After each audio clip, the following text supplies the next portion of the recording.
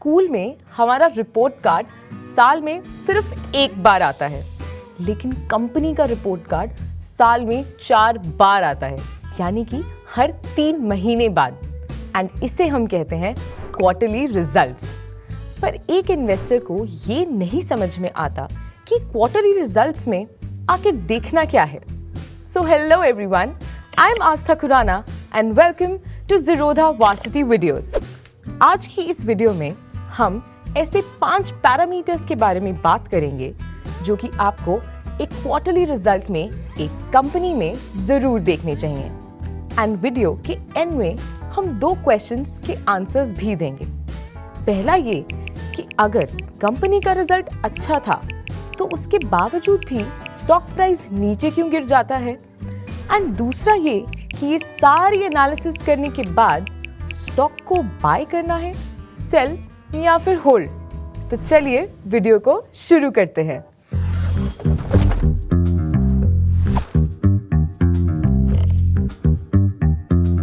तो अब हम बात करते हैं हमारे सबसे पहले पैरामीटर के बारे में, जिसका नाम है top line growth. Top line मतलब हमारी प्रॉफिट एंड लॉस स्टेटमेंट का सबसे पहली आइटम, जिसे हम कहते हैं रेवेन्यू या फिर simply sales. Top line growth का मतलब हमारे रेवेन्यू में कितना ग्रोथ आ रहा है। ये ग्रोथ जितनी ज़्यादा हो, कंपनी के रिजल्ट्स के लिए उतना बेटर होता है। अब हम ये समझते हैं कि टॉप लाइन ग्रोथ देखना क्यों ज़रूरी है, क्योंकि कंपनी जितनी ज़्यादा सेल्स करेगी उतना ज़्यादा रेवेन्यू, एंड ये सेम चीज़ कंपनी के स्टॉक प्राइस में भी रिफ्लेक्ट होता है। तो क्वार्टर दर क्वार्टर अगर ये नंबर इंक्रीज हो रहा है तो ये कंपनी के लिए एक अच्छी बात है। अब हम रेवेन्यू के 2 एलिमेंट्स को समझते हैं। रेवेन्यू कैलकुलेट करने का फॉर्मूला होता है क्वांटिटी मल्टीप्लाइड बाय प्राइस। तो क्वांटिटी से हमारा मतलब है कि वॉल्यूम कितनी थी। तो जब हम वॉल्यूम की बात करते हैं, इसका मतलब ये होता है कि एक कंपनी ने एक पर्टिकुलर क्वार्टर में कितने नंबर ऑफ यूनिट्स को सेल किया है, यानी कि कितनी क्वांटिटी सेल की है या फिर वॉल्यूम क्या रही। मानकर चलते हैं एक कंपनी ने एक क्वार्टर में शैम्पू की 1000 बॉटल्स को सेल किया, तो क्या अगले क्वार्टर में वो 1100 यूनिट्स हो जाती है या फिर वो रिड्यूस हो जाती है टू 900 यूनिट्स। तो वॉल्यूम अगर ज़्यादा होगी तो कंपनी के लिए उतना बेटर होता है। जब हम दूसरे एलिमेंट की बात करते हैं जो कि है प्राइस। प्राइस मतलब उस पर्टिकुलर क्वांटिटी को कौन से प्राइस पर बेचा जा रहा है। जब हम शैम्पू का एग्जाम्पल लेते हैं तो मानकर चलते हैं कि एक क्वार्टर में वो 100 रुपये के प्राइस पर बेचा जाता है, तो हमें ये देखना होगा कि अगले क्वार्टर में उसका प्राइस बढ़कर 110 रुपीज़ हो जाता है या घटकर 90 रुपये रह जाता है। तो प्राइस में भी एक कंसिस्टेंट ग्रोथ होना ज़रूरी है। लेकिन रेवेन्यू देखते समय एक चीज़ का ख्याल ज़रूर रखें। अगर कंपनी सिर्फ प्राइस बढ़ा रही है तो वो एक कंपनी के लिए अच्छी बात नहीं है, क्योंकि कंपनी का मेन एम हमेशा वॉल्यूम इंक्रीज करने का होना चाहिए। लेकिन प्राइस और वॉल्यूम दोनों में ही अगर एक अच्छी और कंसिस्टेंट ग्रोथ हो तो ये कंपनी के लिए बहुत अच्छा है। अब हम बात करते हैं हमारे दूसरे पैरामीटर के बारे में, जिसे हम कहते हैं बॉटम लाइन ग्रोथ। ये भी हमारे स्टेटमेंट ऑफ P&L में सबसे लास्ट आइटम होती है, जिसे हम प्रॉफिट आफ्टर टैक्स भी कहते हैं। तो बॉटम लाइन ग्रोथ का मतलब है कि हमारे प्रॉफिट में एक कंसिस्टेंट ग्रोथ होनी चाहिए। अब हमारे लिए प्रॉफिट देखना भी इसलिए ज़रूरी है कि रेवेन्यू की तरह प्रॉफिट में भी एक कंसिस्टेंट ग्रोथ हो, बिकॉज ये भी हमारे स्टॉक प्राइस को इक्वली अफेक्ट करता है। नेट प्रॉफिट कैलकुलेट करते समय हमें एक चीज़ का ख्याल रखना है। नेट प्रॉफिट को कैलकुलेट किया जाता है टोटल रेवेन्यू माइनस एक्सपेंसेस। अब नेट प्रॉफिट में एक और चीज़ का ख्याल करें, इसे हम कहते हैं एबनॉर्मल प्रॉफिट्स। इसका मतलब ये कि ऐसा प्रॉफिट जो शायद कंपनी को सिर्फ इसी क्वार्टर में हुआ है, आने वाले टाइम पर ऐसा प्रॉफिट कंपनी को दोबारा नहीं होगा। एग्जाम्पल के तौर पर अगर किसी कंपनी के ऊपर कोई लिटिगेशन चार्जेस लगे हुए थे, लेकिन कंपनी वो केस जीत जाती है एंड उन्हें तकरीबन 20 करोड़ का कंपनसेशन मिलता है। तो ये 20 करोड़ एक वन टाइम प्रॉफिट है जो शायद कंपनी को दोबारा ना मिले। तो जब भी आप प्रॉफिट्स देख रहे हैं तो ऐसी एबनॉर्मल एक्टिविटीज को हमेशा साइडलाइन कर ही प्रॉफिट्स को देखना चाहिए। अब हम बात करते हैं हमारे तीसरे पैरामीटर के बारे में, जिसे हम कहते हैं QOQ या फिर YOY।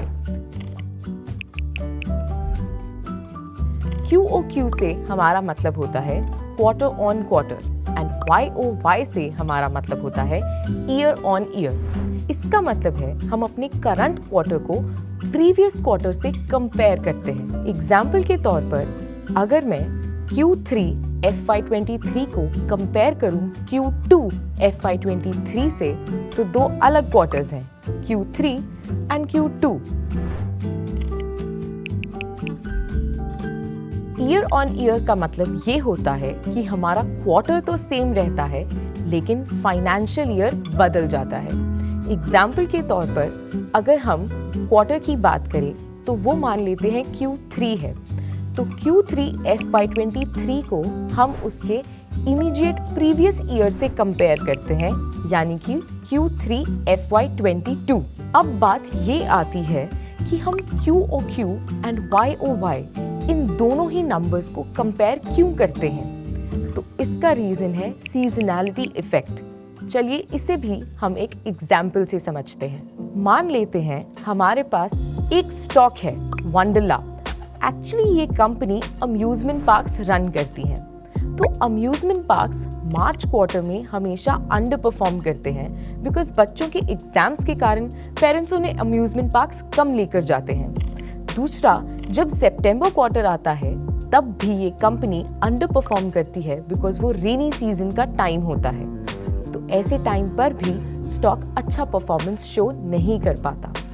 इसीलिए अगर मैं सितंबर क्वार्टर को किसी भी और क्वार्टर से कंपेयर करूंगी तो मेरे पास एक फेयर इमेज उस कंपनी की नहीं आएगी। तो क्या ये बेटर नहीं होगा कि मैं सितंबर क्वार्टर को प्रीवियस ईयर के सितंबर क्वार्टर से ही कंपेयर करूं? तो ऐसे केसेस में QOQ कंपैरिजन ज़्यादा इफेक्टिव नहीं होता, YOY कंपैरिजन ज़्यादा सेंस बनाता है। सो QOQ के नंबर्स ज़्यादा सेंस तब क्रिएट करते हैं अगर हम उन्हें ऑटो सेक्टर्स जैसे सेक्टर्स में कंपेयर करते हैं। अब हम बात करते हैं हमारे फोर्थ पैरामीटर के बारे में, जिसे हम कहते हैं operating profit and operating profit margin. अब आप ये सोच रहे होंगे कि जब नेट प्रॉफिट देख लिया तो ऑपरेटिंग प्रॉफिट देखना क्यों जरूरी है? तो चलिए समझते हैं। ऑपरेटिंग प्रॉफिट से हमारा मतलब होता है वो प्रॉफिट जो कंपनी जनरेट करती है अपनी कोर एक्टिविटीज में से। इसका फॉर्मूला समझते हैं पहले। ऑपरेटिंग प्रॉफिट का फॉर्मूला होता है रेवेन्यू में से ऑपरेटिंग एक्सपेंसेस को जब माइनस करते तो हमारे पास आता है ऑपरेटिंग प्रॉफिट। अब हम बात करते हैं ऑपरेटिंग प्रॉफिट मार्जिन की। इसे कैलकुलेट करने के लिए हम ऑपरेटिंग प्रॉफिट को डिवाइड करते हैं रेवेन्यू फ्रॉम ऑपरेशंस से एंड मल्टीप्लाई करते हैं 100 से। तो हमारा ऑपरेटिंग प्रॉफिट एंड हमारा ऑपरेटिंग प्रॉफिट मार्जिन जितना ज्यादा कंपनी के लिए उतना बेटर। अब हम बात करते हैं हमारे फिफ्थ एंड लास्ट पैरामीटर की, जिसका नाम है company guidance and con calls. सबसे पहले समझते हैं कि कंपनी गाइडेंस क्या होती है। वो ये बताती है कि कंपनीज आने वाले टाइम में अच्छा परफॉर्म करेंगी या फिर बुरा। यस, कंपनी के ये प्रोस्पेक्टिव्स जरूरी नहीं है कि हमेशा पॉजिटिव हो, नेगेटिव भी हो सकते हैं। एग्जाम्पल के तौर पर अगर हम आईटी सेक्टर की बात करें तो हम सबको पता है कि आईटी सेक्टर काफी टाइम से अंडर परफॉर्मेंस शो कर रहा है। एंड अगर कभी आपने आईटी सेक्टर की कंपनी गाइडेंस सुनी हो तो आपको पता चलेगा कि कई कंपनी ने अपनी गाइडेंस में ये बताया था कि वो ग्रोथ शो नहीं कर पाएंगे या फिर कम ग्रोथ शो करेंगे। एंड जब भी उन्होंने ऐसा किया है तो हमें स्टॉक प्राइस में एक करेक्शन जरूर देखने को मिलता है। अब हम समझते हैं कॉन कॉल को। कॉन कॉल से हमारा मतलब होता है कॉन्फ्रेंस कॉल। ये एक ऐसी कॉल होती है जो एक कंपनी अरेंज करती है ताकि वो अपने एनालिस्ट या फिर शेयर होल्डर्स के साथ 1-to-1 बात कर सके। इसका पर्पस ये होता है कि ये एनालिस्ट या फिर researchers one on one questions पूछ सके कंपनी को किसी भी चीज़ के बारे में, मे बी उनके प्रॉफिट्स, उनके फ्यूचर ग्रोथ्स या फिर उनके फ्यूचर प्लान्स के बारे में। अब ये कॉन कॉल्स कब होती हैं, इसकी सारी डिटेल आपको उस पर्टिकुलर कंपनी की वेबसाइट में इन्वेस्टर रिलेशंस के अंदर मिल जाएगी। तो अगर आप किसी वजह से ये लाइव कॉन कॉल अटेंड नहीं कर पाते तो उस केस में आप कंपनी के इन्वेस्टर रिलेशन टैब के अंदर एक रिकॉर्डेड फॉर्मेट में उस रिकॉर्डिंग को सुन सकते हैं। इसके साथ साथ कंपनी एक रिटन फॉर्मेट में ट्रांसक्रिप्ट भी प्रोवाइड कर सकती है जिसे आप पढ़ सकते हैं। अब हम आंसर करते हैं हमारे सबसे पहले क्वेश्चन को कि अगर कंपनी का रिजल्ट अच्छा है उसके बावजूद भी उसका स्टॉक प्राइस क्यों गिर जाता है। तो चलिए जानते हैं उसके 4 रीजंस। सबसे पहला, मार्केट एक्सपेक्टेशन।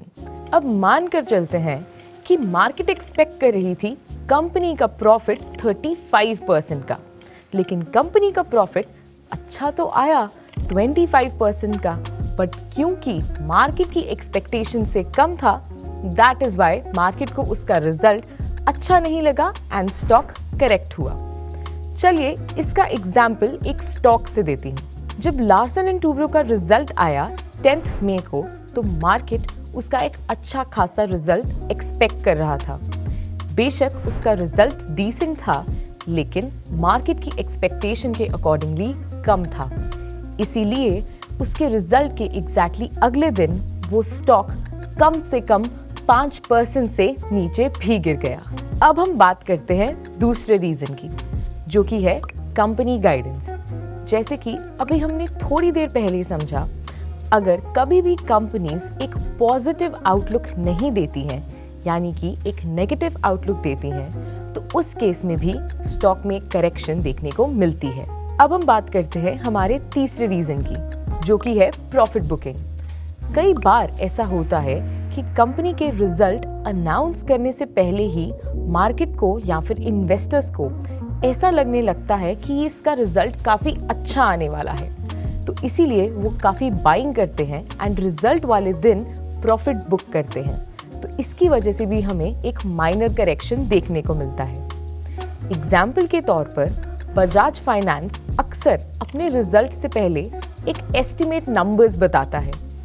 इस रिजल्ट में भी जब उन्होंने अपने एस्टिमेट्स को बताया तो उनके एस्टिमेट्स इतने अच्छे थे, तो ऐसे टाइम पर इन्वेस्टर्स बाइंग करते हैं एंड जब भी रिजल्ट आता है तो फिर वो प्रॉफिट बुकिंग करते हैं।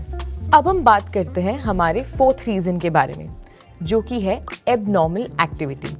इसका मतलब जब भी कंपनीज अपने रिजल्ट्स को अनाउंस करती हैं, उसमें अगर आपको कोई एबनॉर्मल एक्टिविटी दिखे, जैसे कि कंपनी की गाइडेंस कि वो कैपिटल एक्सपेंडिचर के लिए आने वाले टाइम में डेट ज़्यादा ले सकते हैं, एंड आपको ऐसा लगता है कि कंपनी के फंडामेंटल एनालिसिस को देखते हुए वो डेट को शायद टाइमली रीपे ना कर पाए, जिससे स्टॉक में प्रॉब्लम हो सकती है, तो ऐसी चीज़ को मार्केट पहले ही डिस्काउंट कर देती है and that is why stock price गिर जाता है। एक और चीज़ का ख्याल करें, जब भी क्वार्टरली रिजल्ट्स अनाउंस किए जाते हैं तो सिर्फ प्रॉफिट एंड लॉस स्टेटमेंट के नंबर्स को ही पब्लिश किया जाता है। Cash flow and balance sheet statements को साल में सिर्फ एक बार पब्लिश किया जाता है थ्रू एनुअल रिपोर्ट्स। लेकिन कई बार कई डिफरेंट सिचुएशंस में कुछ कंपनीज हाफ ईयर सिचुएशंस में भी cash flow and balance sheet के नंबर्स को पब्लिश कर सकती हैं। अब हम बात करते हैं हमारे लास्ट क्वेश्चन पे कि ये सारी एनालिसिस के बाद स्टॉक को बाय करना है, सेल करना है या फिर होल्ड करना है। अब मान कर चलते हैं आप ऑलरेडी एक इन्वेस्टर हैं किसी एक पर्टिकुलर स्टॉक में, तो अगर उसका रिजल्ट अच्छा नहीं आया है, सिर्फ एक क्वार्टर के बेसिस पर आपका कोई भी डिसीजन बेस्ड नहीं होना चाहिए। मतलब अगर आप किसी भी कंपनी को एनालाइज कर रहे हैं तो उसका बाय या सेल कॉल कम से कम 2 से 3 क्वार्टर्स के बाद ही लिया जाना चाहिए। अगर कोई कंपनी कंसिस्टेंटली बुरा परफॉर्म कर रही है from 2 to 3 quarters, that is the only time जब आपको सेल कॉल के बारे में सोचना चाहिए। अगर आप एक न्यू इन्वेस्टर हैं एंड आप पहली बार उस स्टॉक में इन्वेस्ट करना चाहते हैं, तो उस केस में भी एक क्वार्टरली रिजल्ट के ऊपर आपका डिसीजन बेस्ड नहीं होना चाहिए। आपको काफ़ी सारे क्वार्टर्स के रिजल्ट्स भी देखने चाहिए और साथ ही साथ उसकी इन डिटेल फंडामेंटल एनालिसिस भी करनी चाहिए। अगर आप जानना चाहते हैं कि फंडामेंटल एनालिसिस के बारे में आप और कहां से सीख सकते हैं, तो उसके लिए आप विजिट करें वार्सिटी की वेबसाइट पर, जहां पर आपको फंडामेंटल एनालिसिस से जुड़े मिलेंगे बहुत से क्वेश्चंस के आंसर्स। और साथ ही साथ अगर आप ये भी जानना चाहते हैं कि स्टॉक को कब सेल करना चाहिए, तो इसका मॉड्यूल भी आपको वार्सिटी की वेबसाइट पर मिल जाएगा। तो ये थे वो 5 पैरामीटर्स जो आपको आपकी क्वार्टरली रिपोर्ट्स में ज़रूर स्टडी करने चाहिए। मिलते हैं अगली वीडियो में, तब तक के लिए हैप्पी इन्वेस्टिंग।